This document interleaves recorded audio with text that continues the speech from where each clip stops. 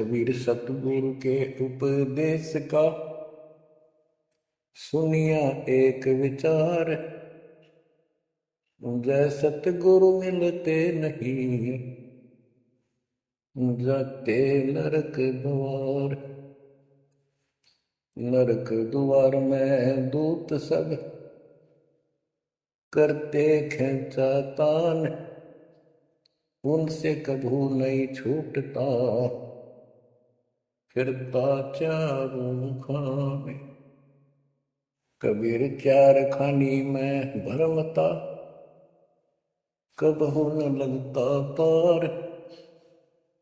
सो फेरा सब मिट गया मेरे सतगुरु के उपकार। जय जय सतगुरु मेरे की, जय जय सतगुरु मेरे की। सदा साहिबी सुख से वसियो, अमरपुरी के डेरे की। जय जय सतगुरु मेरे की, जय जय सतगुरु मेरे की। सदा साहिबी सुख से वसियो, सतलोक के डेरे। निर्विकार निर्भय तू ही और सकल वैमान। जी साधो और सकल वैमान, सब पर तेरी साहिबी, सब पर तेरी साहिबी। तुझ पर साहिब नाम निर्विकार निर्भय। परमपिता परमात्मा कबीर परमेश्वर जी की असीम श्रद्धा से बच्चों आपको अमर कथा सच्चा ज्ञान सुनने को मिल रहा है। आपकी किस्मत परमाने अलग लेखनी से लिखी है, अलग आपका अकाउंट है जिस पर काल का कोई अधिकार नहीं है। बच्चों, परमात्मा का एक एक शब्द अपने को सत्य मानना होता है। या तो भक्ति पर लगो मत, भोगो कष्ट। भक्ति पर लग के भी और भक्ति मार्ग में अविश्वास होता है तो वो प्राणी सफल नहीं होता। जैसे दास को पहले शुरुआत में परमात्मा की चाह खूब थी और ये सुना करते थे द्रौपदी का चीर मिट गया, नरसी दास भगत की ऊंडी भगवान ने ली। तो इस तरह की बातें आत्मा मानती थी भगवान कुछ भी कर सकता है, पर कोई कह देता था नहीं ऐसा नहीं हुआ करता है, तो वैसे भगवान की आस्था बनाने के लिए कह रखा है ऐसा नहीं हो सकता। तो मन ये भी मान लेता था कि ऐसा ना होगा, पर भगवान तो है। केवल इतना मानकर भक्ति कर रहे थे, दीक्षा भी ले ली थी। और फिर परमात्मा ने ऐसा अजब गजब किया, वो सारी शंका मिटा दी। लोहे की जाड़ी को 1 फुट से ज्यादा बढ़ा दी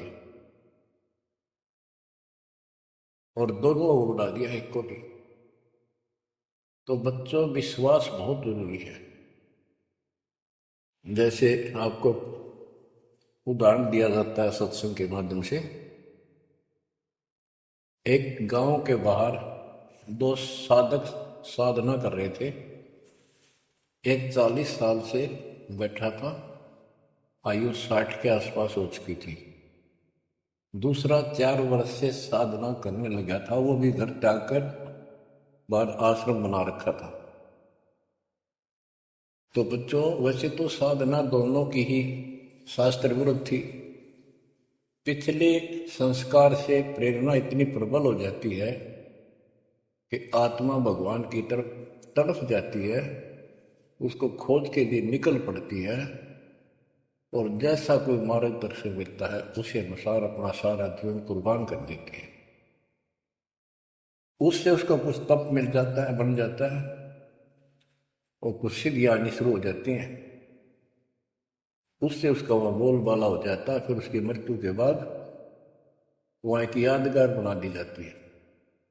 वो नरभाग आप तो नरक में गया, आने वाले उस गांव की कई पीढ़ियों को भी नरक भेजने का सामान तैयार कर गया। आने वाली पीढ़ियां उसी को मत्था टेक टेक के उस कब्र पे, उसकी मूर्ति पे, और अपनी मनोकामना पूर्ण करवाती हैं। होता किसी का कुछ नहीं, पर वह भावना बन जाए, एकाधिक वैसे सूत बैठ जाए, दाव लग जाए। स्वाभाविक जो भक्ति ना करते उनका भी हो जाता है, वो तो उसका संसार होता, और वो नियमित उसका कर देते थे। हम भी ऐसे ही थे। अब बताना चाहता दास, फिर भी विश्वास बहुत काम करता है। भगवान उसके नंबर देता है अलग से, तो उसकी भक्ति में आस्था अगले जन्म में बनी रहती है। इस तरह की क्रियाओं से जो आस्तिक और नास्तिक दोनों क्रिया करता है, वो घर का रहता ना घाट का। एक देवदूत आया करता था ऊपर से, विष्णु जी के लोक से, और वो आकर के उन दोनों भक्तों से काफी देर तक चर्चा परमात्मा की करता था। प्रश्न करते रहते थे, भगवान ठीक है, वहां की व्यवस्था कैसी है। तो वो दोनों देवदूत दोनों भक्तों के पास घंटों बैठ कर जाया करता था। देवदूत से भगवान ने पूछा भी, विष्णु ने, कहा जाता है ये ऐसे ऐसे आपके भगत हैं, बहुत गजब के, कुर्बान हाथ के लिए तो उस गाँव में, और मैं वहां बैठ रहता हूँ कुछ देर जाके, आपके ऊपर तो कुर्बान है। तो भगवान बोले, विष्णु जी बोले, भगत तो एक है, एक तो वैसे टाइम पास करे। देवदूत बोला जी वो होगा जो 40 साल से आपके लिए कुर्बान घर छोड़ के आया हो। तो भगवान बोले ना, दूसरा जो 4 साल से बैठा है वो भगत है, उसको मुझ पर विश्वास है और बड़े पर को विश्वास नहीं है। ये बात उस देवदूत का गले नहीं उतरा, ये तो हो ही नहीं सकता। तो भगवान ने समझ लिया कि देवदूत ये विश्वास नहीं मेरी बात पे।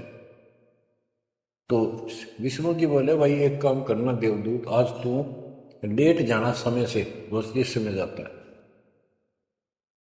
और फिर वो पूछेंगे कारण लेट होने का, उनको फिर ऐसे बताना कि आज भगवान ने समय दे रखा था कि दोपहर को सुई की नोक में से, जिसमें धागा डाल, सुई के नक्के में के सुराख में हाथी निकाल लेगा भगवान, और कहना कि मैं उसको देखने के लिए रुक गया, और भगवान ने हाथी उसे सुई के नक्के में के निकाल दिया। वो इसी तरह की क्या, देवदूत पहले उसके पास गया, बड़े के पास, क्योंकि उसको भरम था। तो विष्णु जी ने कहा था फिर ये देखना वो कौन क्या प्रक्रिया करता है, तुझे स्वयं फैसला हो जाएगा भगत कौन है। देवदूत उस बड़े के पास गया, उसने भी ये जाते कारण पूछा कि क्या बात, देवता से लेट हो गए, आपकी बहुत इंतजार थी और आपके साथ बैठकर भगवान की चर्चा करते थे, अच्छा समय व्यतीत होता था, क्या बात होगी, क्या कारण हो गया, लेट हो गया बस। देवदूत ने वही बताया कि आज दोपहर को भगवान ने एक लीला करनी थी, वो देख के आया। तो भगत बोला, क्या लीला की, कि कमाल कर दिया भाई, हद कर दी। भगवान ने एक हाथी को सुई के नक्के में निकाल दिया, इसको देख कर आ गए, इसको देखने के लिए रुका था। भगत बोला, 40 साल वाला देवदूत, देवता, इसी झूठ बोल, किसी का दत्त जा, ये कभी हो सकता है? सुई के नक्के में का हाथी निकल जा, क्यों झूठ बोल रहा है?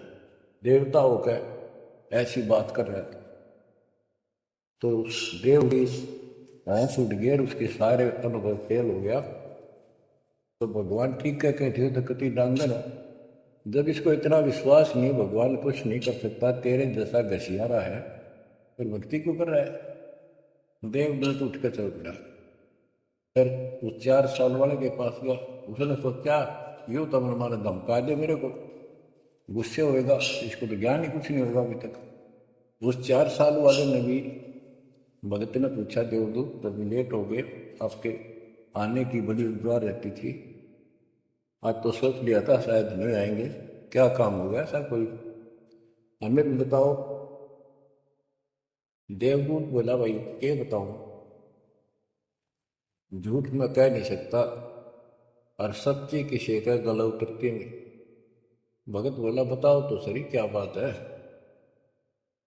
क्या दोपहर को भगवान ने एक लीला करनी थी, मैं उसको देखने के लिए रुक गया। क्या लीला थी? देवदूत बोला, सुई के नाके में गया भगवान ने हाथी निकालना था। भगत बोला, फिर क्या हो गया? कि वह निकाल दिया, कमाल कर दिया। बोला, बस भगवान ने निकाल दिया, सारी पृथ्वी ने, धरती न सुई के नाके में गया, आप हाथी में आश्चर्य कर रहे हो? तो देवदूत ने सीने से लगा दिया उस बालक को। मैं बोला, धन्य तेरे माता पिता जिससे जन्म हुआ। भक्ति कर विश्वास नहीं तो खाक भक्ति है वो। कह कबीर सुनो विषा दो, मैं तो हूं विश्वास में। तो अपने परमात्मा की विज्ञाप है, अविश्वास नहीं होना चाहिए। और ये धीरे धीरे आपके साथ में परमात्मा ऐसी लीला करते रहेंगे और कर भी दी होगी, और ना भी हो तो इतने सारे प्रमाण दिए जाते हैं, विश्वास कर लेना। परमात्मा की भक्ति से दूर रहना। बच्चों, आपको अजब गजब का ज्ञान दास बता रहा है जो संत गरीबदास जी ने परमात्मा से प्राप्त हुआ, और ऐसा निर्णायक ज्ञान है, इसका रिजल्ट इस पूरी कथा का फिर बाद में आपको बहुत अच्छा निष्कर्ष मिलेगा। पार्वती जी शिव की पत्नी और 108 बार मर चुकी थी। 109वें जन्म में भी उसने शिव जी को ही पति बनाया। ये संस्कार था उनका। नारद मुनि ने एक दिन आके पार्वती जी को समझाया कि हे माता, भगवान शंकर जी के पास एक ऐसा मंत्र है जो आपको बता देना, उस नाम के जाप से आप अमर हो जाओगे, अन्यथा आप 108 बार मर चुके हो। और वो भगवान उसकी प्रमाण के लिए आपके शरों की खोपड़ी की माला बना रखी है। 108 है गिन दिए। पार्वती जी बोली, भाई नारद बिल्कुल सही है, 108 है। मैं पूछती हूँ ये किसके के क्यों क्या है, तो वो टाल मटोल कर जाते हैं। तो हे माता, आपका जन्म मरण मिट जाएगा। तो वो बोली, भाई ये मेरे बात समझ में नहीं आती कि शिव महाराज जी मेरे से कुछ नहीं छुपाते, और इसने ये कैसे छुपा रखा मंत्र मेरे से बहुत प्यार करते हैं, और बताते हैं तेरी मृत्यु के बाद मैं बहुत रोता था। तो नारद जी ने कहा, माता अभी तक आप उनको पति मानती हो, जिस दिन परमात्मा रूप देखोगी और उनको एक गुरु रूप में नम्र भाव से प्रश्न करोगी, कति अति नम्र होकर, तब ये गुप्त मंत्र आपको बताएगा। ये मंत्र शिव जी ने किसी को नहीं दिया आज तक, क्योंकि ऐसा किसी का लक है नहीं, ऐसा भाव किसी का है नहीं। तो आपको वो भाव बनाना पड़ेगा जिससे वो आपको अमर मंत्र दे दे। नारद कह के चला गया। पार्वती को बेचैनी होगी, माता जी को।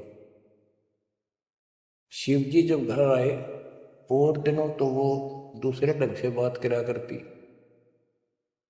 क्योंकि पत्नी बराबर का हकदार होती है, हिस्सेदार होती है। उस दिन चरणों में लेट गई, दंडोत प्रणाम किया और चरण पकड़ के रोने लगी और कहने लगी, हे भगवान, मुझसे ऐसी कौन सी गलती बन गई कि आपने मेरे से वो अनमोल मंत्र छुपा रखा है। ये भगवान, मैं 108 बार मरी, क्या आप दुखी नहीं हुए होगे?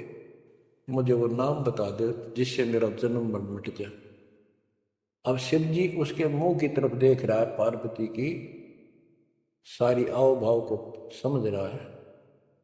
कहने लगा, पार्वती आज तेरे को कौन सा भगवान आत्मा मिल गया जिसने तेरी बुद्धि बदल दी? ये तेरी बुद्धि का ज्ञान नहीं है, तेरे को तो मैं जानता हूं, ये बात तेरे मन में भी नहीं आती थी। मैंने कोशिश भी की, भक्ति किया करो, आप कह देती थी आप भगवान हो, मुझे क्या जरूरत है, मैं भगवान के साथ हूं, मैं उनकी अर्धांगिनी हूं।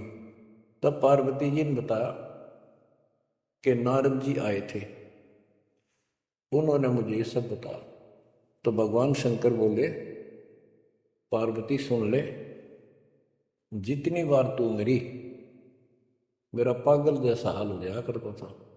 एक बार तू राजा दक्ष के यज्ञ में जलकर मरी, तेरे अस्थि पिंजर को उठाए मैं 10,000 वर्ष तक घूमता रहा था, तो आप कंधे पर रख के और पार्वती पार्वती करता हूं। तो एक सुदर्शन चक्कर आया, उसने काट के तेरे टुकड़े कर दिए शरीर के। जब मैं ठगा सा रह गया, मेरे हाथ कुछ नहीं बचा, फिर तेरा जन्म हो गया, शादी फिर हो गई, वह भूल पड़ी।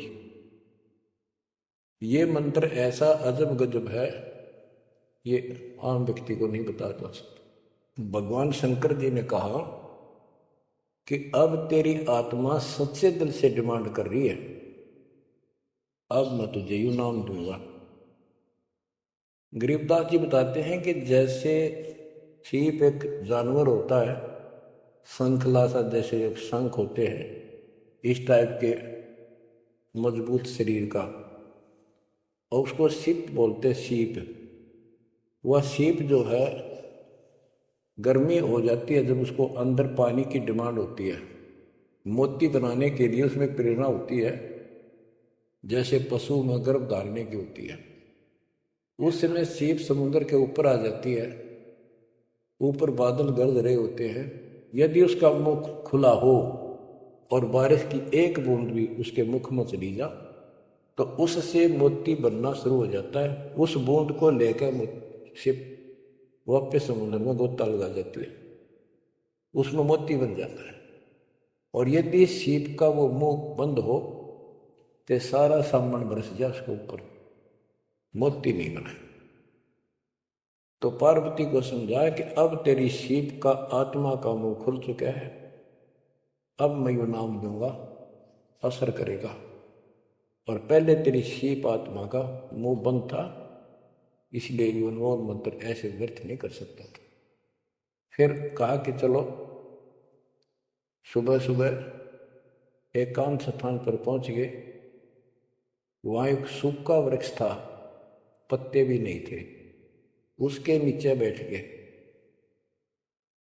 और बच्चों वहां पर दोनों हाथों की ताली बजाई तो आसपास के पक्षी उड़कर भाज गए, इतना शोर हुआ, और जो अंडे थे वो बच्चे बढ़कर उड़ गए। उसी वृक्ष की खोगड़ में एक खोखले स्थान पर तोते के अंडे थे। वो जो अंडे थे वो स्वस्थ अंडे, तो बच्चे बढ़कर उड़ गए। अस्वस्थ था एक अंडा, कति खराब हो गया था, गंदा हो गया था, वो वहीं रह गया। भगवान शंकर को पता नहीं था कि इसमें कोई तोते के बच्चे भी हैं, अंडे भी हैं। उनको मालूम था कि अंडे भी होंगे तो बच्चे बनकर जा चुके होंगे। अब बच्चों, बहुत सी कहानी इस एक ही कथा से आपको समझ में आएगी। जैसे ये क्या करते हैं, भक्ति ना करके मृत्यु के प्राप्त हो जाते हैं, फिर क्या करते हैं, अस्थियों को उठाते हैं, जड़ी हुई हड्डियों को, उनको उठाकर गंगा में बहा के आते हैं। उनका उद्देश्य तो ये होता है कि इसको इतने गहरे पानी में डाल दें कि जो व्यक्ति मर जाता है, स्त्री या पुरुष, जब वो प्रेत बन जाता है तो अपने घर आता है। घर में वो अपने बॉडी को खोजता है, फिर वो जाता है शमशान घाट पे, उसको एहसास होता है कि ताज़ा ताज़ा जो फूके गए हैं ये तेरी हड्डी है। उन हड्डियों को अपनी मान कर उनका चिपक जाता है भूत, और फिर कभी घर और कभी उन हड्डियों के पास वहाँ चक्कर काटता रहता है और परिवार वालों को तंग करता है। तो क्या कर, इसीलिए उसको उन हड्डियों समेत उठाकर उसने इसी जगह डालते हैं, उसको भेदना नहीं लगता और वो भटक भटक के चला जाता है। तो बच्चों, अब हमने न तो ये क्रिया करनी क्योंकि हम भूत बनाए को नहीं, हमारी सच्ची भक्ति है और उससे कोई समाधान नहीं हो जाता। तो इसी प्रकार तो दास बताना चाहता है कि मरने के बाद भी उन हड्डियों को भी वो जीव अपना मान रहा था कि मेरी है, उनके चिपक जाता है। इसी प्रकार जो गंदा अंडा हो गया था वो आत्मा उसका चिपकी हुई थी कि मेरा है। हालांकि वो कति खत्म हो चुका था, कुछ दिनों में उसकी वो सूख जाता, खत्म हो जाता, फिर वो उसको छोड़कर चलती। तो वो आत्मा उसके साथ चिपकी हुई थी। उधर से पार्वती जी को कथा सुनाना शुरू कर दिया, अमर कथा सुनाई। क्योंकि गरीबदास जी कहते हैं, कबीर साहब ने बताया, हम बैरागी ब्रह्मपद सन्यासी महादेव सोहम मंत्र दिया शिव जी को, वो करे हमारी सेव। तो कबीर साहब ने इन सब को युद्ध अमर ज्ञान सुनाया था, सतलोक वाला, सृष्टि रचना सब सुनाई। भगवान ऐसा है, भगवान ऊपर है, भगवान ऐसा है, वो सबका मालिक है। जब तो मान ली, प्रथम नाम एक ले लिया, किसी को ओम दे दिया, किसी को सोम दे दिया, किसी को श्रीयम हरियम दे दिया, किसी को किलियम। इस तरह इनको अपना बनाया परमात्मा ने। और फिर सोचा था कि दोबारा मैं आऊँगा, अगर इनकी बुद्धि काम करेगी, इनकी आस्था ठीक रही, तो फिर नए सिरे तो मंत्र पहला दूंगा। जब दूसरी बार परमात्मा गए तो इन सब की बुद्धि काल ने फेर दी। इन्होंने सुनी भी नहीं कबीर साहब की बात। तो कबीर साहब वापस आ गए। अब वो ज्ञान शिव जी को था, पार्वती को बताया और मंत्र दिया उसको। अब बच्चों, 5 नाम शिव जी को बताए थे, लेकिन शिव जी विशेषकर एक सोहम मंत्र ही जाप करता है। ये चक्कर ये है कि जो गुरु बताते हैं हम उस पर ना रुक करके फिर मनमुखी जरूर करते हैं कोई कोई। और परमात्मा जी ने, कबीर साहब ने शिव जी को सब कमलों का भेद बताया था। ये योगी था, इससे तो एक कमल भी नहीं सुलझा था, एक भी, और अभी तक नहीं सुलझा है, लेकिन ज्ञान सारा बता दिया था। तो पार्वती को सुनाया जा रहा था ज्ञान, पार्वती यश करती जा रही थी, देखो ये मूल कमल है, आगे चलो स्वाद चक्र है, फिर नाभि कमल है, हृदय कमल है, उसमें ऐसे ऐसे देवता हैं, कंठ कमल में ऐसा है, त्रिकुटी कमल तक पहुंचा दिया। बस पार्वती जी ध्यान मग्न होगी, उसको नींद आ गई, बोलना बंद कर दिया। उधर से वो पक्षी इस कथा को सुनने से वो अंडा स्वस्थ हो गया तोते का, और ओंकार्य बुलंद आ गया। शिवजी ने देखा आवाज और तरह की आई, पार्वती तो सो रही है, लटके ले रही है बैठी बैठी, आवाज कहाँ से आई? उसने देखा पक्षी उस वृक्ष की खोगड़ में, वो थोथे स्थान में नजर पड़ा, पक्षी उड़कर भाग गया।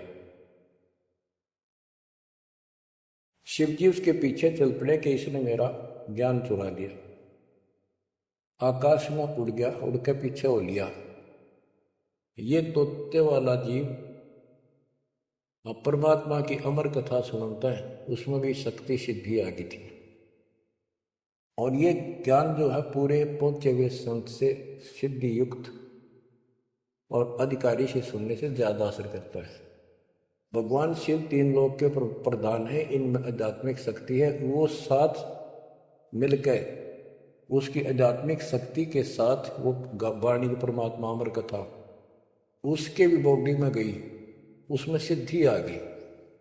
मोक्ष तो बहुत दूर की बातें हैं, ये तो लंबा चैप्टर है, लंबी कहानी है, लेकिन सब थोड़ा थोड़ा हिंट आपको देना पड़ता है, कहीं कभी कोई मिसगाइड ना करते।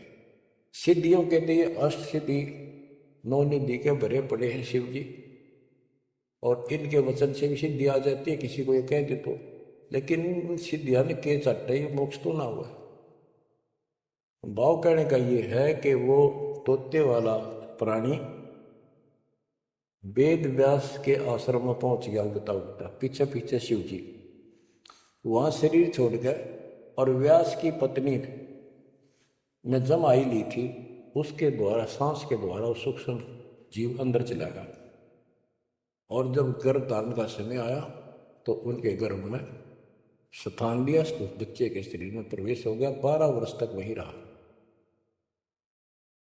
आगे कथा इसमें आगे आएगी, वो बताऊंगा। अब ये वाणी सुनाऊंगा जो आसानी से आपको समझ में आ। मोक्ष मुक्ति का लख्यान बेवा, पर में पुत्र व्यास सुखदेवा। सतगुर मेरा महादेव पंका, 84 की मिटी निशंका। के महादेव जैसे भी उनको मिले, फिर भी 84 लाख योनियों का चक्कर उसका मिटा नहीं। 78 जन्म गौरी भरमाई, शिव को रुनमाला गले लाई। अर्ध शरीरी देवी गौरा, जिनका थीर बयानी मोरा। 108 जन्म पार्वती जन्मती मरती रही, और शिव जी ने उसके सिर की माला, सिर के रुंड खोपड़ियां माला बनाकर गले में डाल रखी थी। अर्ध शरीरी देवी गौरा, जिनका थीर भयानी मोरा। अर्धंगनी थी शिव की पार्वती, और उसका भी मोक्ष नहीं हुआ।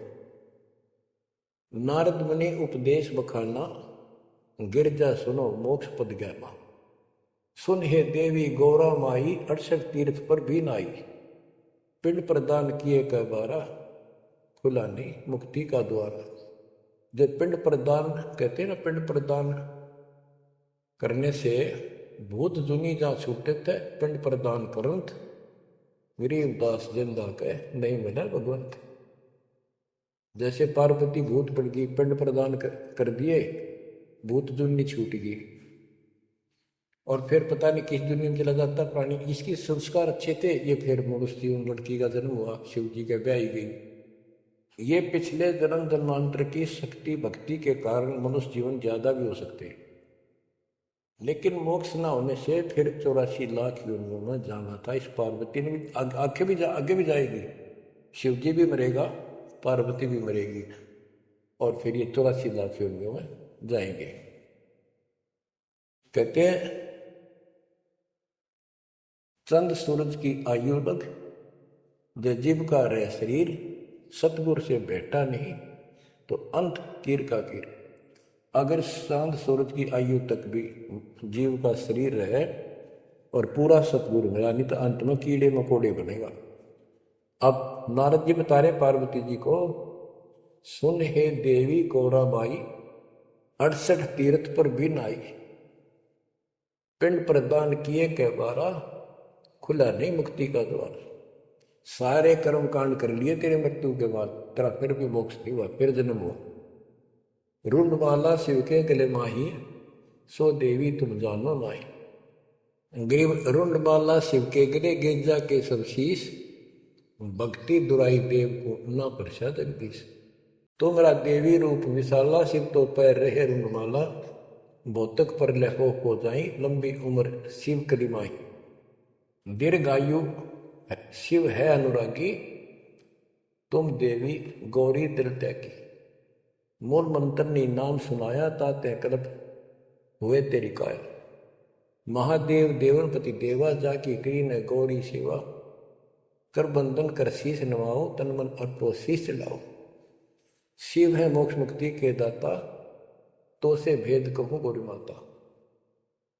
चरण गहो चिंतामणि केरा, तात्या प्राण अभय हो तेरा। कमल रूप देवी दिल की न, नारद मुनि उपदेशी चीन्या। जब आए शिव मंदिर अवधूता, देवी चरण लिए सतरूपा। अब कहते नारद के कहने से पार्वती जी ने, गौरी देवी ने कतिक पाक साफ दिल कर लिया, कमल की तरह। कमल के ऊपर कोई मैल नहीं होता, ना कोई धूल टिकती है, ना जल टिकता है, ना कोई कीचड़ टिकता है। तो ऐसा साफ दिल किया, और जब शिवजी घर पर आए, उनके चरणों में चरण लिए सतरूपा, सच्चे भाव से चरण लिए। चरण पकड़ रोवत है बाला, मोरे शीस की रूपमाला। मोसे भक्ति दुराई देवा, न जाने नी तुम ऋषि। मोसे भक्ति दुराई स्वामी, हमसे भेद कहो निज दामी। मैं अबला हूं बाला बोली, पार निभाओ हमारी डोली। कति चरण पकड़ के कहने लगी मैं तो बोली बोली सी लड़की हूं और मेरा बेड़ा पार करो। बच्चों, ये सारी कहानी आपको मौखिक सुना दी। इन पाणियों में सारा इसी का निष्कर्ष है। अब क्या बताते हैं? गरीब मूल मंत्र महबूब का एक सुनाओ मोही। पार्वती जी कहती है शिव जी को कि उस परमात्मा का समर्थ शक्ति का जो मूल मंत्र है वो मुझे बता दो। अब इन मूल मंत्र का पता नहीं, जिस भी नाम को ये गुप्त रखते हैं जो विशेष नाम के पास है उसी को मूल मंत्र मान रहे थे। गिरी मूल मंत्र महबूब का ए सुनाओ मोही, युगन युगन के पातक कटे छूटे तेंद्र द्रोही। पूर्व जन्म की कथा सुनाओ, मूल मंत्र हमें शिव दोहराओ। भूल रही भवसागर हमी, मोक्ष मुक्ति के दाता तुम ही। शिव बोले सुन देवी बाता, को उपदेशी मिला विदाता। ये तो ना ही ज्ञान तुम्हारा, हम सो भेद कहो परवार। कि आज जैसे तू बोल रही है कि तेरी बुद्धि की बात नहीं, तुझे कौन ऐसा भगवान आत्मा मिल गया जिसने तेरा मन फेर दिया। गिरजा कैसवो शिव स्वामी, तारण तन आदि घरनामी। नारद मुनि उपदेश समोदो, दीना ज्ञान ध्यान परमोदो। शिव समर्थ बोले हैं जब ही, गौरी ज्ञान सुनाया तब ही। कोटि कल्प प्रलय युग बीती, ज्ञान ध्यान सब ही परचिति। तुमरा मन नारद मुनि फेरा, सुनो ज्ञान तुम गौरी मेरा। बनखंड चलो गौरी दीवानी, पंछी सुने न हमारी बानी। ऐसे स्थान पर चलो पक्षी भी कोई हमारी बात ना सुन सके। जब शिवकर से लाई तारी, उड़ गए पंछी नर और नारी। जहां एक सूखा तरवर ताक्या, वहां पर एक सूखा वृक्ष देखा। शिव को आसन कहाँ वहां रखा, उसके नीचे अपना आसन लगा दिया, पार्वती को साथ बैठा दिया। जहां एक गंदा अंडा तिस्माही, तिस जाने तय समर्थ साई। योग असंख्य कल्प बरमाया, पूर्व जन्म कोई पिछला आया। अब तुम सुनो गौरी मेरा ज्ञाना, आसन मुख कर कोटिसाना। आसन पदम लगाओ गौरा, मेर दंड सूदा कर भोगा। गरीब आसन पदम लगाए कर बहुर चुड़ाओ सुन, अनहद नादू बाजही जहां लगाओ तुम। और क्या बताते हैं कि उस वृक्ष की खोगड़ में गंदा अंडा पड़ा था और उस गंदे अंडे वाले जीव के असंग जन्म 84 लाख योनियों में हो चुके थे। यहां से उसके भाग जागे और तो पक्षी बन के उड़ गए। वो पक्षी बन नहीं पाया, बाद में उड़ा जब उसने सारी कथा उसके ऊपर असर कर गई। जैसे बच्चों बहुत बार बताते हैं, दास आपको बताता है कि ये अमर कथा जो गरीबदास जी की वाणी है, यह शिव जी वाली अमर कथा से कई हजार लाख गुना ज्यादा शक्तिशाली है, ज्यादा प्रभावी है। अब ये कथा सुनाने का मुझे कोई उद्देश्य नहीं, इसमें से ऐसा निष्कर्ष निकाल लूंगा आप हैरान रह जाओगे। जैसे एक सर्प कांटे का इलाज करता है। अब तो दवाइयां चल गई, पहले गार्डू होते थे, मंत्र बोलकर जहर तार देते थे। जिसको सर्प ने काट लिया वो अचेत हो जाता था, कति बेहोश जैसे मर गया हो, सांस सांस आते थे। और गार्डू क्या करता है, एक मंत्र 5-4 पंक्तियां होती हैं, उसको सिद्ध करता अपने जीवन में 5, 4, 7, 10 साल लगा के। वो वाणी सिद्ध हो जाती है, फिर उसको बोलता रहता उसके ऊपर साथ बैठ के उस सर्प जैसे व्यक्ति पर। उस समय वो सर्प जैसा व्यक्ति अचेत होता है, ना वाणी सुन रहा है ना उसको समझ रहा है इसका अर्थ क्या है। तो कुछ समय के बाद वो उस वाणी के प्रभाव से उस शरीर का विष खत्म हो जाता है और वो व्यक्ति जीवित हो जाता, सचेत हो जाता है। इसी प्रकार बच्चों परमात्मा की अमर कथा जितना जिस तो सक्षम है उसके मुख से जिस सुनी जाती है तो उस सत्र का उसको लाभ अवश्य मिलता है। तो ये गंदा अंडा था, इसके साथ जीव चिपका हुआ था। ये गंदा अंडा ना सुन सका था, ना बोल सके था, ना वो कह क्या रहा है शिव जी वो समझ सका था। और उस वाणी के बोलने से वो अंडा भी स्वस्थ हो गया, उसमें बच्चा भी बन गया, उसका पाँख भी जाम आई और वो उड़कर भाग भी गया। इसी प्रकार जो आज मानव के ऊपर रहम हुआ है, गरीबदास महाराज जी की अमरवाणी इससे भी ज्यादा स्ट्रोंग है। और ये अब दास के मुख से चला करेंगे अखंड पाठकों में, आसपास के पक्षियों को भी असर करेगी, आसपास के पशु पक्षी जीव जंतु पेड़ पौधों सब का ऊपर ऐसे असर करेगी जैसे इस पर किया था। और ये सब धीरे धीरे यहाँ से शरीर छोड़ते जाएंगे और मनुष्य जीवन पाते जाएंगे। ये सीधे फिर आके मालिक के चरणों में आएंगे। बच्चों भक्ति जरूर करेंगे, भक्ति करेंगे तो मालिक कहीं ना कहीं उनको मिलेगा। अब मैं सुखदेव ऋषि की बुक सुनाता हूँ, पार्वती का तो दिया। अब एक बात विचार करो कि जहां पार्वती जी को मंत्र मिला, अमर मंत्र मिला, वो नाम मिला भक्ति करने का, यानी वो शिक्षा भई, तो वो स्थान पार्वती के लिए तो अमरनाथ हो सका है। ये जो वहां आजकल जावे हैं मत्था टेकन देखन दर्शन करन, उनके लिए अमरनाथ नहीं है वो। अब जैसे आपने जिस भी आश्रम नाम दान केंद्र पे या कहीं भी दास से दीक्षा ली है, आपका वो स्थान अमरनाथ है। लेकिन उस स्थान से कुछ नहीं लेना देना, मोक्ष नाम से होगा। तो बच्चों उस स्थान से मोक्ष नहीं है, वो स्थान तो आपको जिंदगी भर याद रहेगा, मुझे वहां दीक्षा मिली थी, बस इतनी बात है। और ये अमर ज्ञान मुझे प्राप्त हुआ था। लेकिन मुक्ति नाम से होगी। और जो बोले आत्मा इतने ऊंचे पहाड़ों पर जाते हैं दर्शन करके आवागे। अब विचार करो, जैसे दास ने बहुत बार समझाया आपको, ये तीर्थ क्या होते हैं, ये धाम क्या है। जैसे पार्वती को वहां नाम लिया, नाम लेकर अपने घर ना आएगी, अब भक्ति करिए, वहां क्या रखा है। अब जैसे तीर्थ हैं, वहां किसी ऋषि ने भगत ने कोई तालाब का सहारा तकिया, क्योंकि पहले पानी नहाने धोने का पीने का तालाब ही होते थे, कुएं भी बहुत गहरे होते थे, एक आदमी नहीं खोद सकता। तो वहां बैठ कर अपनी भक्ति करता था, जैसे भी उसने डोले ढोए। क्योंकि सत साधना तो आपको ही मिली है पूरे विश्व को, चार युग के बाद मिलेगी। तो वो जैसे भी तप किया, कुछ किया उसने, जैसा भक्ति की, उस आधार से वो उस लोक में चला गया। और अब वहां कुछ नहीं।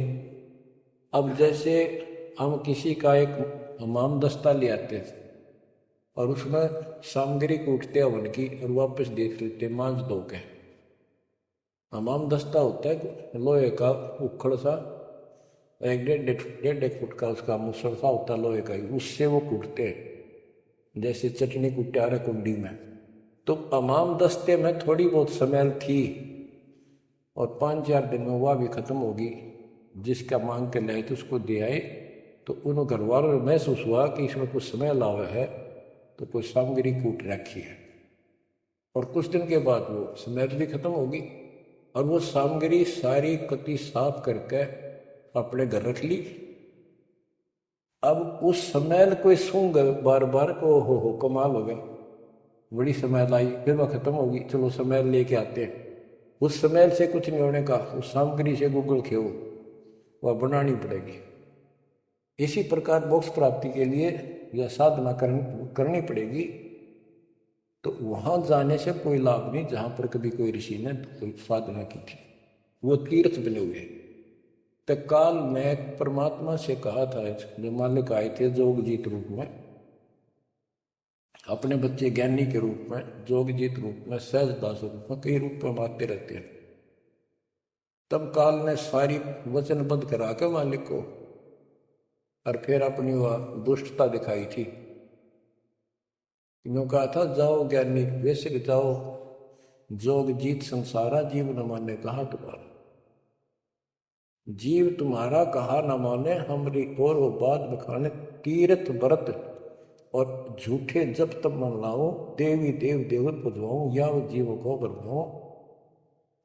द्वादश पंथ करूं मैं साजा, नाम तुम्हारा ले करूं आवाजा। द्वादश पंथ जो नाम जो ले, सो मेरे मुख में आन समोई, और अनेक पंथ चलाऊं, या जीवों को बरवाऊं। तो आज वो सारा काम इसने कर रखा है। अब आप किसी को समझा के देख लो, आपके सर हो जाते हैं। तुम हमारे देवताओं को ऐसे बताते हो, हमारी साधना को गलत बताते हो, तीर्थों में जाना ठीक नहीं, व्रत रखना ठीक नहीं। तो काल ने बोल रखा था कि हमारी ओर हो बाद बखाने, हमारी ओर हमारा तरफ पक्ष लेकर के वाद विवाद किया करेंगे। अब बच्चों, जो दास बता रहा है कि जो अमर पाठ, अखंड पाठ या वैसे वाणी सत्संग जहां भी चल रहे हैं, चला करेंगे, चलते हैं, चलेंगे, वह आस पास के पक्षियों को भी इसका राहत मिलेगी। और जैसे सुखदेव ऋषि, सुखदेव व्यास जी की पत्नी के पेट में समा गया, गर्भ में, उसके बाद 12 वर्ष तक गर्भ में रहा। वहां उसको याद रहा कि पिछले जन्म तो असंख्य खो दिए, भक्ति ली बड़ी, अब के मानव शरीर प्राप्त हुआ और बाहर जाते भूल पड़ जाती है तो जुल्म हो जाता है।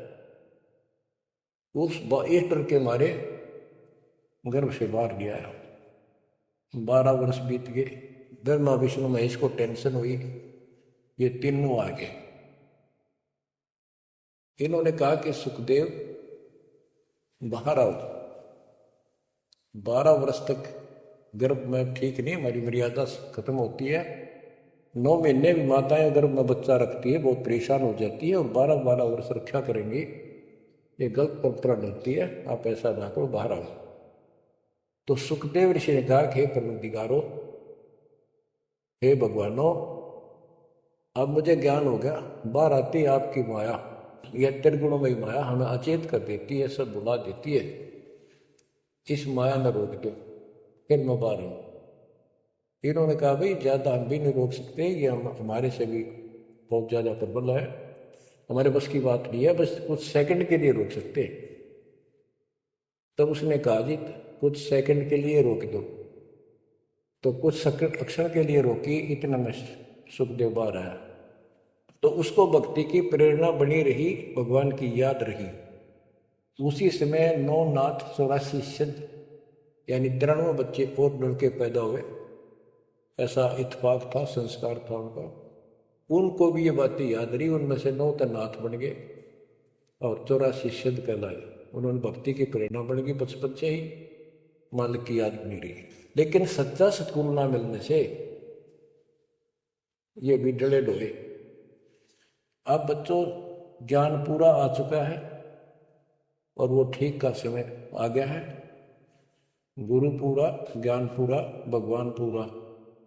तो अब जो ये वाणी चले हैं और दास के मुख से चला करेगी, ये कत्युत मस्तायर देंगी, काल के पता नहीं कितने जुगाड़ को तोड़ेंगी, कितने जीवों का उद्धार बनेगा। मनुष्य का तो कहना ही क्या, डांगर डोर पशु पक्षी कीड़े मकोड़ों को भी सहारा मिलेगा इसको। ये इन पुराणों से कथा है और ये आपके सामने सच्चाई किस तरह है। अब तो सुखदेव ऋषि जब बाहर आया, उड़कर चल पड़ा वहां से। पिता ने कहा बेटा, व्यास जी ने कहा पुत्र एक बार शकल दिखा दे। 12 वर्ष इंतजार की, पुत्र होगा। तब उसने कहा, एक लेवाद एक देवादूतम, कोई किसी का पिता नहीं पूतम। पिताजी पता नहीं कितनी बार तू मेरा पिता बन लिया, पता ना कितनी बार मैं तेरा पिता बन गया। अब मुझे समझ में आ गई है, मैं आपकी तरफ देखूं नहीं, मेरा मोह बन जाएगा। ये छूत की बीमारी है, ये मोह। ये विस्तार से फिर कभी बताएंगे।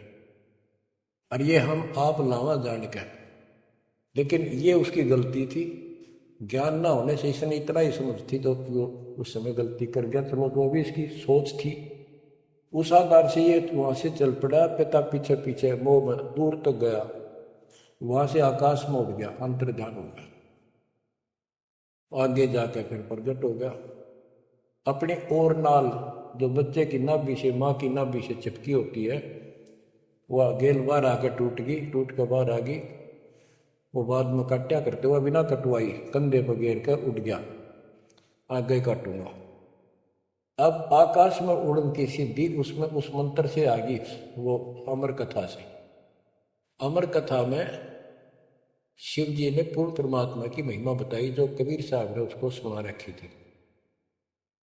इसमें काफी प्रकरण है, अब इतना समय नहीं जो मैं वो शायरी बताऊंगा आपको।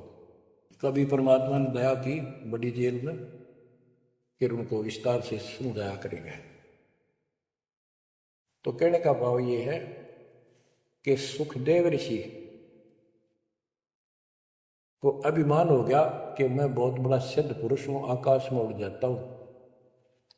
तो बच्चों स्वर्ग में जाने लग गया, और स्वर्ग के देवता ऋषि महर्षि सब उसको, उसकी जो है ना पूरी वो करें, सम्मान करें, उसकी आरती तारे कि बड़ा धन भाग है तेरे, बड़ी सिद्धि प्राप्त कर ली। इन इतना पता सिद्धि आएगा, और जन्म से ही छोटी उम्र में आपको इतना कुछ प्राप्त हो गया, आप तो बड़े पहुंचे हुए हो। तो सब उसकी खूब अच्छी तरह प्यार रखे, महिमा गाऊं। एक दिन उसने स्वर्ग में जाने की इच्छा व्यक्त की, विष्णु जी के लोक में। वहां उसको इसलिए नहीं जाने दिया कि उसका गुरु नहीं था। विष्णु जी तक बात गई। विष्णु जी ने पूछा कि हे ऋषि जी, आपने गुरु नहीं बना रखा? अब नहीं, गुरु की क्या आवश्यकता महाराज, ये गुरु बना रहे वो नहीं आ पाए और मैं बिना गुरु के आ गया। विष्णु भगवान बोले ठीक है, वो अलग बात है, यहाँ वही रह सकता जो पहले गुरु बनाओ। फिर एक बीमारी और अहंकार के, मेरे बराबर पृथ्वी पर कोई गुरु नहीं, मैं बाल ब्रह्मचारी, वहाँ कोई ऐसा संत नहीं, वह बनाओ गुरु किसको? विष्णु जी ने कहा कि राजा जनक मेरे परम भक्त है, आप उनसे दीक्षा लो। यूं कह के विष्णु जी चले गए, उसको बाहर निकाल दिया पार्षदों ने। वो स्वर्ग में आए, वहाँ सारी कथा बताई। फिर अन्य स्वर्ग, कोमर स्वर्ग, फिर ऋषियों के पास आए नीचे, उनको बताया तो सब ने कहा कि सुखदेव बहुत बड़ी गलती कर रखी है, गुरु नहीं बनाएगा, गुरु नहीं बनाएगा तो गधा बनेगा। तो पिछले जन्मों में उसको एकदम वो रील सी चल गई कि मैं कभी गधा बना था एक बार, और अंधा हो गया, स्वामी ने छोड़ दिया कुमार ने, और मैं भटकता भटकता इन नाले में फंस गया। मेरा पुड़ी बना ली लोगों ने, आन जान लागे। मैंने कहा नहीं, भटक के भूखा मर के, भूखा होकर तो मरा, प्राण निकले। उस भय से उसको चिंता बनी। फिर अपने पिता के पास वापस आता है। व्यास जी देख के बड़े खुश हुए कि बेटा आ गया।